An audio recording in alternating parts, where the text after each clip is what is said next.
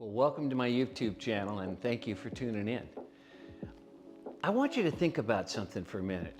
Did you know that your brain, when you're attempting to grow or accomplish things you haven't accomplished anymore, if you're not careful, your brain will lie to you?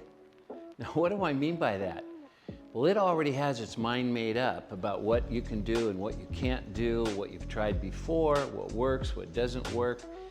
And a lot of that information was appropriate at that particular time, but the brain doesn't have any time frame other than now, and it doesn't matter whether the information it's stored happened years ago or 5 minutes ago. Whenever we attempt to grow, it starts to remind ourselves of what's possible and what's not possible. Example of that is somebody who's watched other people grow around them.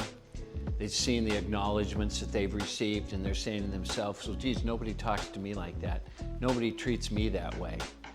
And so what they've done is they've allowed all the information that's been built up over the years to be the truth for them.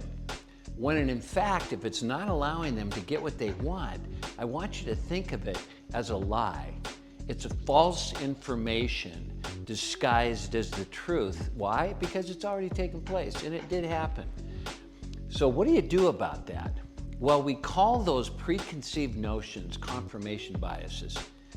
We've seen it in business where leaders have their mind made up about who the talented people are and who aren't, and they treat them accordingly. And then if they go to a class about you need to encourage others to grow and develop and take somebody who's really struggling and make them better, they go into it with a preconceived notion that, you know what, I'm going to try, but the brain's already made its mind up. It already knows that this person messes up, has made mistakes, and it's certainly not going to be able to pull this off. And what they don't see happening is their tone of voice. It's how they acknowledge the person. It's how they treat them that says more than the words they're using. And that's why we're so good at recognizing when people are really being authentic with us or not. But do we recognize when we're really being authentic with ourselves, or are we just repeating information that's already taken place and allowing it now to become a lie because it's attempting to challenge us and tell us that, hey, that's probably not going to happen. You're going to make that take place. You're going to learn a new language. You're going to play the piano. You're going to... And what we need to do is we need to step up to the bully. We need to say, well, yes, I am. I'm going to be an excellent guitar player. Well, you've never played the guitar before, and the last time you took lessons, you never followed through, and you didn't even learn how to read music. Okay, that was then. That has nothing to do with now. And that is where all of us live, and that's where the excitement comes from.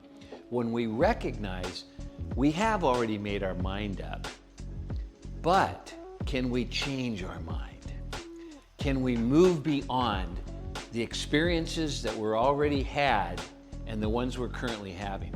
Can we change our mind about our children? Can we change our mind about our spouse? Can we change our mind about our boss? Can we change our mind about the people that follow us and look to us to guide and grow them?